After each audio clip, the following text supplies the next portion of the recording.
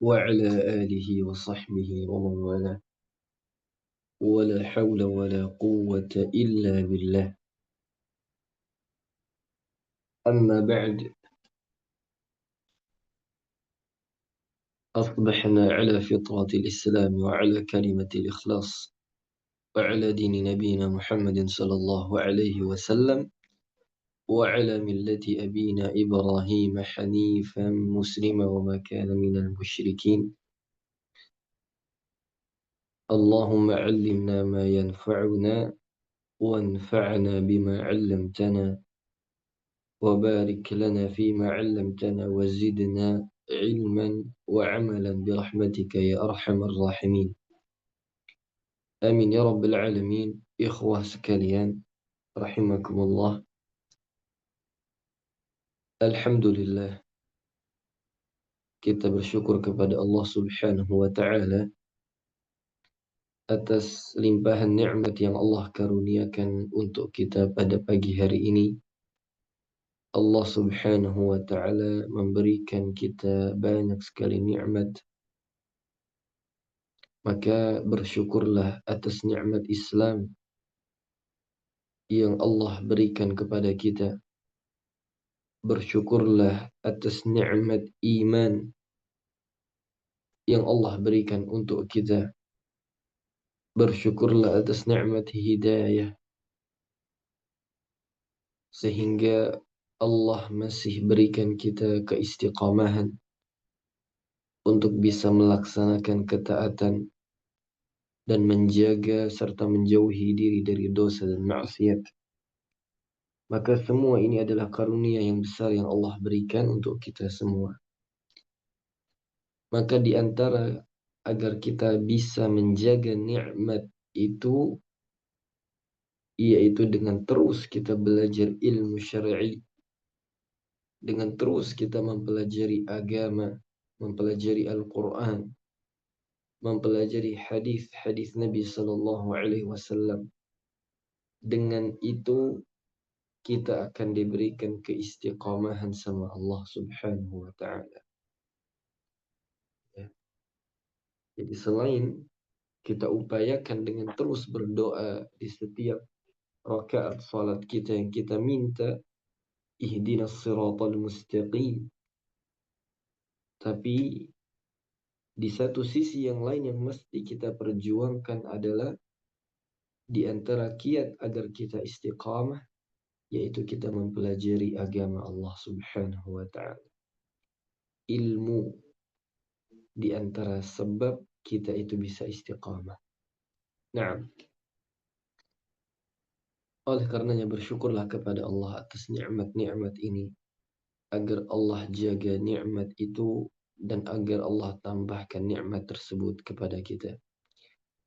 Ikhwah sekalian, kita akan melanjutkan pagi hari ini kajian dari kitab At-Tibyan fi Adab Hamalatil Quran karya Al-Imam An-Nawawi rahimahullahu ta'ala, dan kita akan lanjutkan biiznillahi ta'ala ya di bab yang ketujuh, ya, terakhir pembahasan kita pada bab yang ketujuh.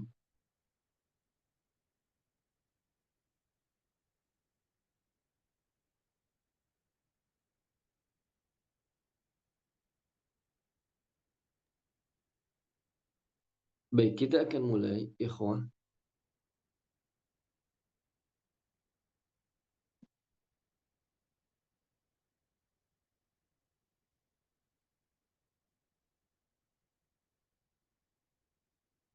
Nah, kita akan mulai pada bab yang ketujuh, ya.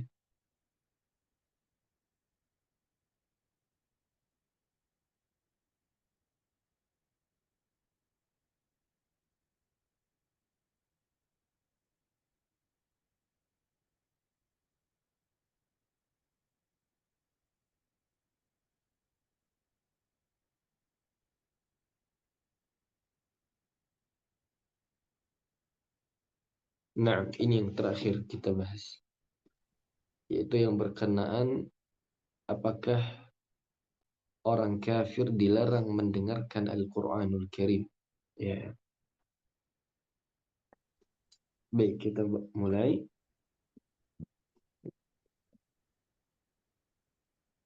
Qala al-Imam An-Nawawi rahimahullahu ta'ala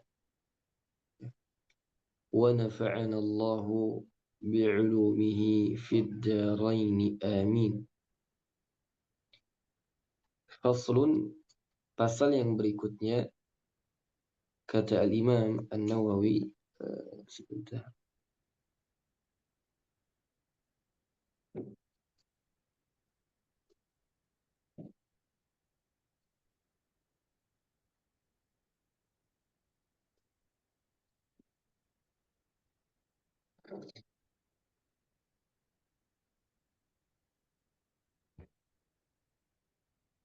Ya. Jadi kata para ulama, kata Imam An-Nawawi di sini di pasal yang berikutnya, ya kalau bisa kita lihat di paragraf ini mungkin kita sebut dengan permasalahan yang ke-91 ya. Faslun, ikhtalafa al-ulama'u fi kitabatil Qur'an fi ina'in thumma yughsalu wa yusqahu al-marid. Ya. Para ulama kita berselisih pendapat yang berkenaan dengan penulisan Al-Quran di dalam bejana. Jadi ini sebetulnya berkaitan dengan ruqyah ya. Berkaitan dengan apa? Dengan ruqyah. Ya, termasuk nanti di paragraf yang berikutnya. Nah, jadi kita coba bahas. Kata para ulama bahwa para ulama kita ya khilaf tentang hukum penulisan Al-Quran di dalam sebuah bejana. Kemudian bejana itu dicuci dan diberi minum kepada orang yang sakit. Ya, ini kalau yang mungkin kita pernah tahu, ada sebagian kita yang mungkin ada sebuah wadah yang kemudian wadah itu dituliskan Al-Quranul Karim. Kemudian wadahnya itu dimasukin air dan airnya itu nanti diminumkan untuk orang yang sakit. Ya, diminumkan untuk orang yang sakit. Ya. Faqala Al-Hasan Al-Basri, berkata Al-Hasan Al-Basri wa Mujahid dan Mujahid wa Abu Qilabah wal Auza'i rahimahumullah, semuanya mereka ini adalah generasi tabi'in dan tabi'ut tabi'in. Mereka mengatakan bahwa hal ini tidak mengapa, la ba'sa bihi. Jadi boleh dilakukan. Ya. Wa karihahu an-Nakhai. Akan tetapi hal ini dimakruhkan atau dibenci oleh Al-Imam An-Nakhai. Jadi Al-Imam An-Nawawi ingin menjelaskan bahwa sebagian besar ulama itu membolehkan, tetapi sebagian kecil tidak membolehkan. Ya, terkait apa?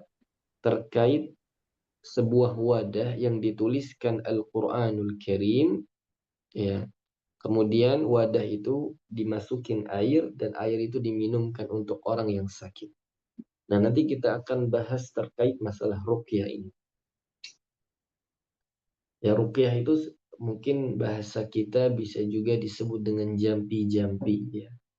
Tapi istilah ruqyah ini lebih identik dengan cara pengobatan yang syar'i, sedangkan jampi-jampi sebaliknya.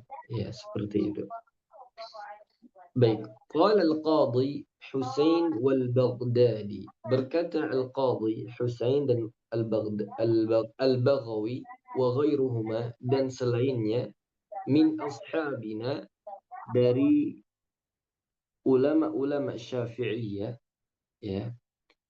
Walau kataba al-Qur'an 'ala al-halwa wa ghairiha minal at'imati fala ba'sa biakliha. Ya. Berkata para ulama Syafi'iyah bahwa sekiranya Al-Quran dituliskan di atas halwa, yaitu sejenis makanan atau manisan, wa ghairiha minal at'imah, dan makanan-makanan yang lain, maka ini tidak mengapa untuk kita makan. Misalkan,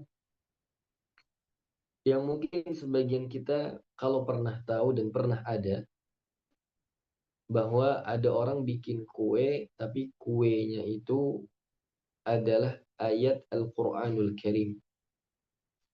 Maka dibolehkan kita memakan kue itu. Atau misalkan permen gitu ya. Atau gulali misalkan. Yang ditulis dengan tulisan Al-Quranul Karim. Ya maka tulisan makanan itu boleh kita makan. Mungkin kalau hari ini sudah jarang kita lihat. Tapi Al-Imam An-Nawawi sebutkan ini karena terjadi di zaman beliau. Ya, terjadi di zaman beliau. Ada orang-orang itu bikin makanan, kue misalkan, atau manisan, atau semisal gulali, itu dibentuk dengan bentuk tulisan Al-Quranul Karim. Maka jawabannya ini dibolehkan.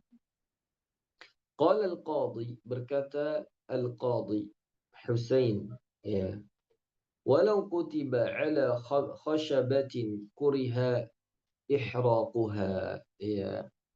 Sekiranya Al-Quran itu dituliskan di atas sepotong kayu atau yang sejenisnya, maka hal ini tidak disukai kalau misalkan kita membakarnya.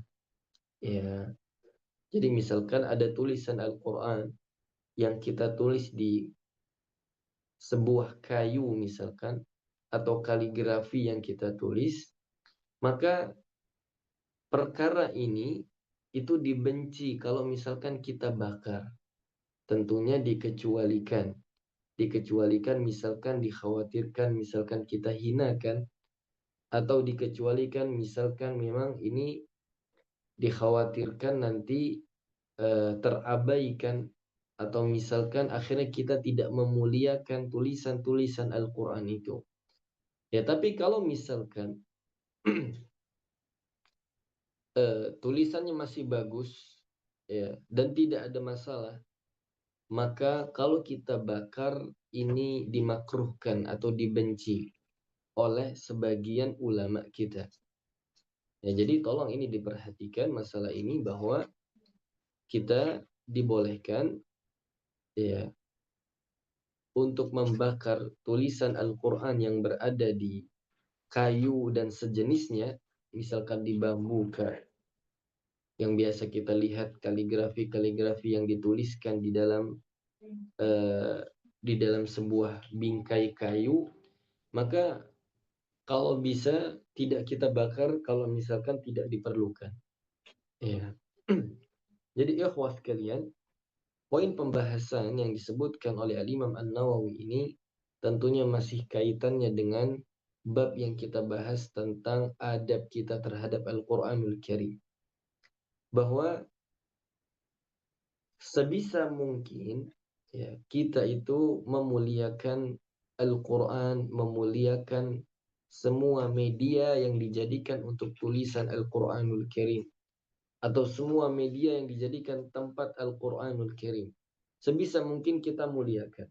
Ya, kalau misalkan dikhawatirkan kita menghinakannya atau kita abaikan, maka kita dibolehkan untuk apa? Membakarnya. Nah, maka kita dibolehkan untuk membakarnya. Ya. Baik, kita masuk ke pasal yang berikutnya. Untuk terkait masalah ruqyah ini nanti kita akan bahas karena masih ada pasal setelahnya. Baik, kita masuk ke pasal yang berikutnya. Mazhabuna, ya, menurut mazhab kami, yaitu mazhab Syafi'i, annahu, bahwasanya yukrahu naqshul hitan, wathiyabi bil Qur'an wa bi asma'illahi ta'ala. Jadi kata Imam An-Nawawi, nah ini mohon kita perhatikan ikhwan. Kata beliau bahwa menurut mazhab kami bahwa tidak disukai atau termasuk yang dibenci penulisan Al-Quran ya dan nama-nama Allah Subhanahu wa taala yang dituliskan di atas dinding dan baju. Ya. Jadi sebetulnya ya, yang kalau kita lihat ya sebagian rumah terkhusus masjid ya yang mungkin kita temukan di tanah air kita ini ada beberapa masjid itu banyak sekali ukiran-ukiran kaligrafi Al-Quranul Karim yang itu diukir di dinding masjid itu. Ya. Begitu juga kita menemukan sebagian orang berinovasi menulis Al-Quran atau nama-nama Allah itu di pakaian mereka atau misalkan di sweater kah, di jaket kah. Maka kalau kita yang bermazhab Syafi'i ini perkara yang dibenci. Ya, perkara yang dibenci. Jadi sebaiknya tidak dilakukan. Sebaiknya apa? Tidak dilakukan. Ya. Maka ini perlu kita perhatikan bersama. Ya.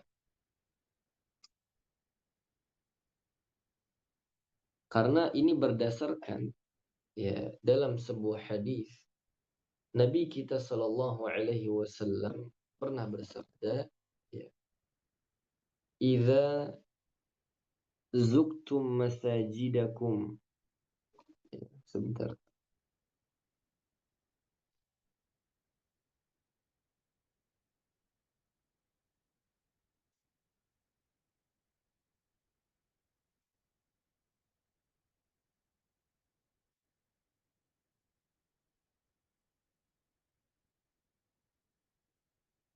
Nah, kata Nabi Shallallahu Alaihi Wasallam,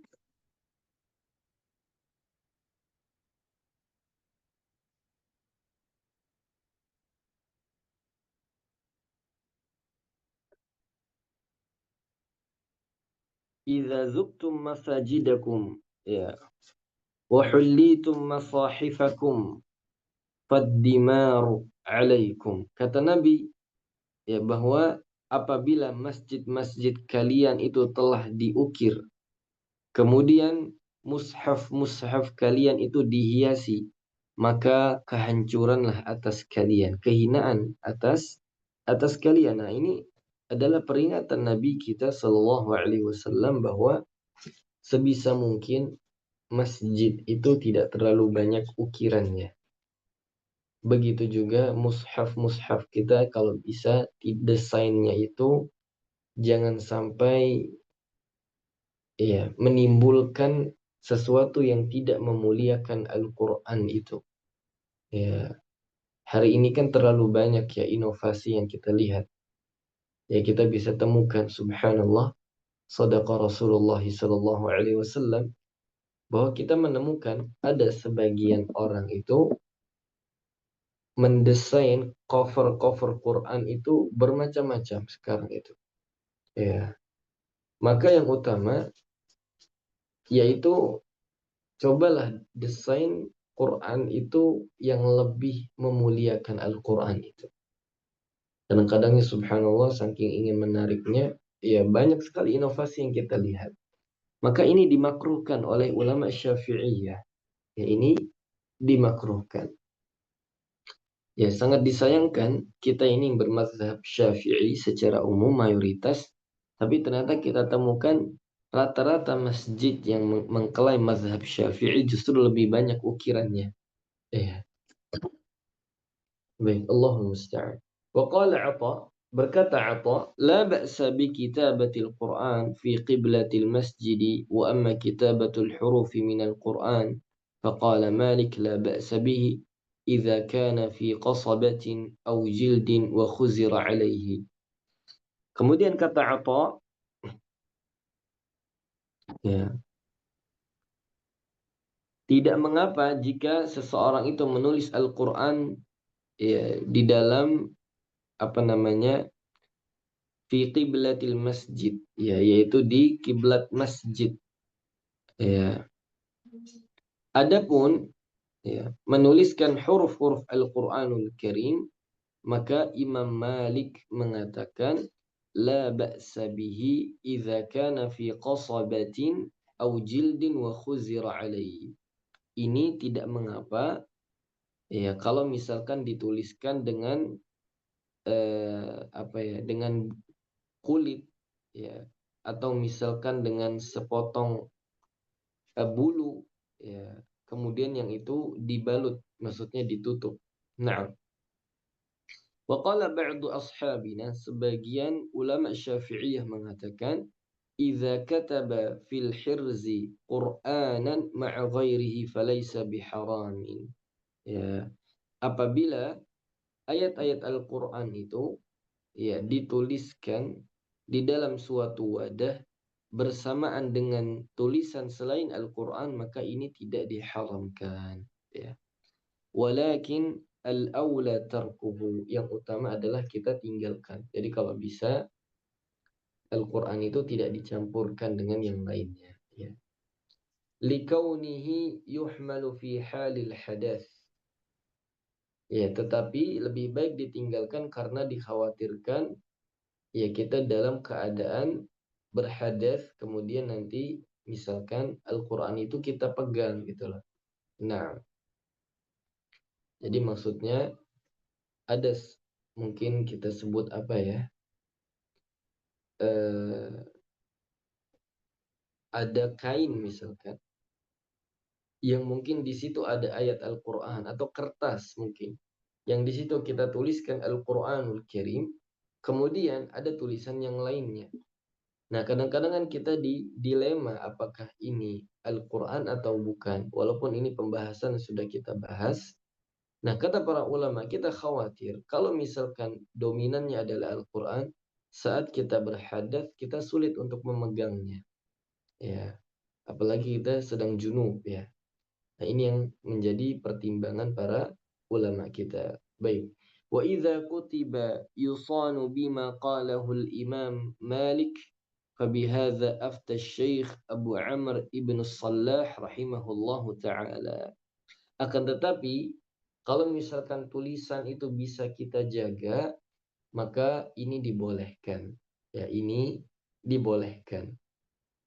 Sebagaimana ini juga difatwakan oleh Asy-Syaikh Abu Amr ibn Salah rahimahullahu taala. Baik, itu dia ikhwah kesimpulannya.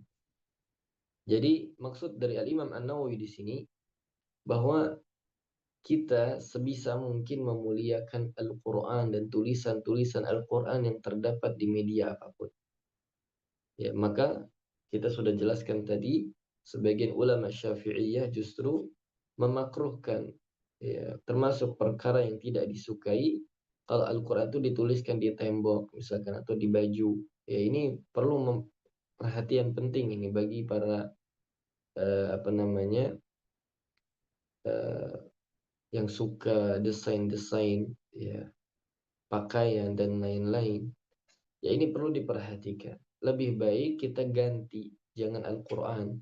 Bisa kita ganti dengan hadis ke, dengan doa ke, atau kata-kata mutiara ke. Ya, nah ini lebih baik. Nah, daripada Al-Quranul Karim. Ya, atau nama-nama Allah Subhanahu wa Ta'ala. Ya. Baik, kita masuk ke pasal yang berikutnya. Pasal yang terakhir dari bab yang ketujuh. Faslun fin nafsi ma'al Qur'ani lirruqyah. Pasal tentang meniup dengan bacaan Al-Quran ketika sedang meruqyah. Ya. Sebelum Anda lanjut, ikhwah sekalian, ya kita mau menjelaskan tentang masalah ruqyah ini. Perlu kita pahami bahwa ruqyah itu adalah perkara yang dianjurkan di dalam agama kita. Terus maksudnya adalah meruqyah diri sendiri. Nah, Dan ruqyah ini termasuk pengobatan yang dilakukan oleh Nabi Shallallahu Alaihi Wasallam. Jadi Nabi seringkali meruqyah dirinya untuk menyembuhkan suatu penyakit atau misalkan untuk membentengi diri beliau dengan bacaan ayat-ayat Al-Quran atau doa-doa yang beliau panjatkan kepada Allah Subhanahu wa taala. Cuman perlu kita ketahui ikhwah sekalian bahwa ruqyah itu dibenarkan secara syar'i apabila memenuhi 3 kriteria sebagaimana ini disebutkan oleh Ibnu Hajar rahimahullahu taala. Beliau mengatakan وقد أجمع العلماء على جواز الرقى عند اجتماع ثلاثة شروط, bahwa para ulama bersepakat bahwa ruqyah itu dibolehkan jika memenuhi 3 persyaratan. Yang pertama ayyakuna bi kalamillahi ta'ala au bi asma'ihi wa sifatihi. Yang pertama ruqyah itu dibenarkan apabila yang pertama dilakukan dengan dibacakan firman Allah atau dibacakan nama-nama dan sifat-sifat Allah. Ini yang pertama. Yang kedua, wabil lisanil arabi au bima yu'rafu ma'nahu min ghairihi. Yaitu dengan bahasa Arab atau jika selain dengan bahasa Arab maka harus dipahami maknanya. Nah, ini yang dibenarkan karena sebagian kita mungkin mengetahui ya, yang beredar di masyarakat itu ruqyah yang dipakai itu adalah jampi-jampi yang kadang-kadang itu adalah mantra yang dibaca, bukan ayat Al-Quran. Walaupun ada bismillahnya biasanya. Walaupun biasanya ada ayat-ayat Quran, tapi kadang-kadang dicampurkan dengan mantra-mantra yang ada. Bahkan maknanya kadang-kadang tidak bisa dipahami. Ya, maka ini tidak dibolehkan. Dan ini tidak sesuai dengan syar'i. Yang ketiga, wa ayya'taqida anna ar-ruqyata la tu'athir bidzatiha bal bidzatillahi ta'ala. Kemudian kita harus yakin bahwa ruqyah ini tidak dapat memberikan pengaruh dengan sendirinya kecuali kita sandarkan kepada Allah. Jadi kita itu meruqyah diri, bukan kita yakin ruqyah itu dapat menyembuhkan kita. Tapi ini adalah wasilah untuk agar kita mendapatkan kesembuhan dari Allah Subhanahu wa taala. Kemudian ada beberapa cara meruqyah yang dibenarkan oleh para ulama kita sebagaimana disebutkan. Yang pertama dengan an-nafas. An-nafas itu dengan tiupan yang disertai sedikit air liur. Ya, ini cara yang pertama. Ini yang dibolehkan. Yang kedua dengan at-taflu, yaitu dengan meniup, ya, meniup tapi disertai dengan air liur. Ya. Tapi bukan sampai ke derajat meludah, begitu ya. Jadi bukan diludahkan, tapi kita tiup dengan sedikit air liur. Nah, kemudian yang ketiga, meruqyah dengan tanpa tiupan sama sekali. Ini juga dibolehkan. Ya, jadi nggak mesti harus ada tiupan ya. Kemudian yang keempat, mencampurkan sedikit dengan tanah dengan air liur. Ya, jadi mencampurkan sedikit tanah dengan air liur. Ini diantara cara meruqyah. Nah, kemudian yang kelima, mengusapkan tangan ke tubuh. Ya, ini yang biasa sering dilakukan oleh Nabi Shallallahu Alaihi Wasallam untuk dirinya sendiri. Kemudian yang keenam, yaitu meruqyah dengan kita membaca ayat-ayat Al-Quran dan doa-doa, lalu kita meniupkannya ke air. Setelah itu airnya kita minumkan atau kita berikan kepada orang yang sakit atau diusapkan kepada bagian tubuh yang sakit atau juga bisa kita mandikan ya dengan air tersebut. Kemudian yang ketujuh di antara cara yang dibolehkan adalah menuliskan sebagian ayat Al-Quran lalu menghapusnya dengan air kemudian meminum air tersebut atau kita mandi dengan air tersebut sebagaimana yang sudah kita bahas. Ya, jadi ini beberapa cara meruqyah ya. Jadi ikhwah sekalian, ruqyah yang syar'i tadi syaratnya ada 3 ya. Yang pertama apa? dengan ayat-ayat Al-Quran atau dengan nama-nama dan sifat-sifat Allah atau doa-doa yang memang diajarkan. Yang kedua dengan bahasa Arab atau dengan selain bahasa Arab tapi jelas maknanya. Bukan jampi-jampi atau mantra-mantra yang biasa dipakai oleh sebagian masyarakat kita dan masih hari ini dipakai. Maka ini tidak sesuai dengan syar'i. Ya. Kemudian yang ketiga yaitu kita harus yakin yang menyembuhkan kita adalah Allah. Nah, itu dia penting. Kemudian ada beberapa cara meruqyah yang tadi sudah kita sampaikan. Ya, kurang lebih ada 7 cara yang ini bisa kita pakai. Ya, bisa kita terapkan. Nah, dan perlu kita ingat ikhwah, usahakan kita itu kalau meruqyah diri, ruqyahlah diri sendiri. Maksudnya jangan minta diruqyah. Karena kita tahu ada sebuah hadis di antara sebab orang itu tidak mendapatkan keutamaan masuk surga tanpa hisab karena di antaranya adalah dia minta diruqyah. Ya. Sebagaimana hal ini, ya, sebetulnya sudah menjadi tradisi di masa jahiliyah. Orang-orang Arab itu suka apa? Suka minta diruqyah gitu ya. Nah, yang kadang-kadang bersandar kepada ruqyah itu yang akhirnya dikhawatirkan jatuh kepada kesyirikan dan lainnya. Ya, maka yang utama kita ruqyah sendiri dan jangan sering-sering apa namanya minta diruqyah gitu ya. Nah, kalau bisa tidak kita lakukan. Allah taala alam. Baik, kita akan jelaskan di sini tentang meniupkan bacaan-bacaan Al-Quran, ya, meniupkan dengan bacaan-bacaan Al-Quran ketika meruqyah. Rawa Ibnu Abi Dawud an Abi Juhaifah As-Sahabi radhiyallahu anhu. Jadi diriwayatkan dari Abi Dawud dari Abi Juhaifah, seorang sahabat yang mulia. Wasmuhu Wahab ibnu Abdillah. Namanya adalah Wahab ibnu Abdillah. Wa qila ghairu dzalik. Ada yang mengatakan namanya bukan itu. Wa anil Hasanul Basri. Ya, berkata Al-Hasanul Basri wa Ibrahim dan Ibrahim wa An-Nakhai. Ya. Annahum karihu dzalik, bahwasanya mereka itu memakruhkan, membenci hal ini. Maksudnya Al-Imam An-Nawawi pertama membawakan ulama kita yang melarang. Tapi nanti ya akan disebutkan banyak sekali dalil akan bolehnya kita meruqyah dengan apa? Dengan meniupkan, ya, dengan bacaan Al-Qur'anul Karim. Nah, seperti itu. Baik. Wal mukhtar, adapun pendapat yang terpilih kata Imam An-Nawawi, anna dzalika laysa bimakruh, bahwasanya ini tidak makruh, bal huwa sunnah mustahabbah, akan tetapi ini adalah perkara yang sunnah, ya.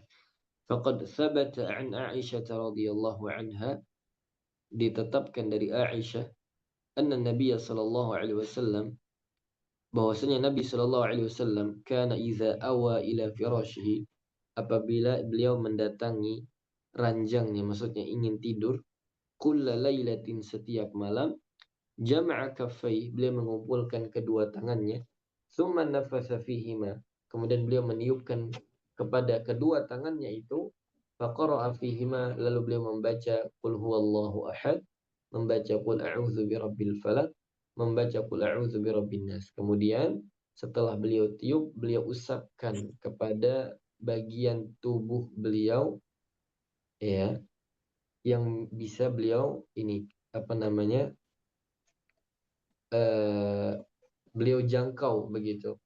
Ya beda'u bihi ma'ala ra'sihi, kemudian beliau memulai dari mengusap kepalanya, wa wajihi, kemudian wajahnya, wa ma aqbala min jasadihi, kemudian beliau mengusap kepada bagian tubuh yang bisa beliau jangkau. Yaf'alu dzalika thalatha marrat, beliau usap 3 kali. Ya, ini hadis yang sahih, ya. Menunjukkan bahwa Nabi di antara cara beliau untuk membentengi diri dari syaitan, ya, ketika hendak tidur, beliau berdoa dan mengusapkan itu, ya.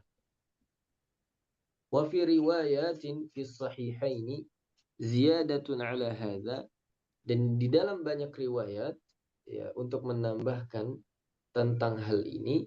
Wa fi ba'dihha qalat Aisyatu, maka di dalam sebagian yang lain Aisyah menuturkan, falamma ishtaka kana ya'muruni an af'ala dzalika bih. Maka apabila ya beliau itu mengeluhkan rasa sakit, maka beliau memerintahkanku untuk apa? Untuk meruqyah tadi, ya dengan cara yang tadi. Wa fi ba'dihha kana Nabi sallallahu alaihi wasallam, pada sebagian yang lain bahwa Nabi sallallahu alaihi wasallam yanfuthu ala nafsihi, beliau meniupkan ke diri beliau fi maradhihi alladhi mata fihi bil mu'awwidzat, ya kepada penyakit. Nah, dengan apa?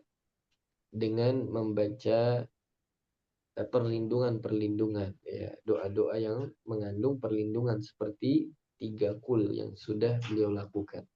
Nah, qalat Aisyah radhiyallahu anha, berkata Aisyah radhiyallahu anha, falamma thaqula kuntu anfithu alaihi bihinna wa amsahu biyadi nafsihi libarakatiha. Wa fi ba'diha kana idza ishtaka yaqra ala nafsi bil mu'awwidzat wa yanfuth. Berkata Aisyah radhiyallahu anha, apabila beliau merasakan berat pada tubuh beliau, maka Aisyah itu meniupkan ya kepada beliau ya dengan ayat-ayat Al-Quran itu, atau beliau mengusap dengan tangan beliau sendiri ya agar bisa mendapatkan apa? Keberkahan darinya. Ya.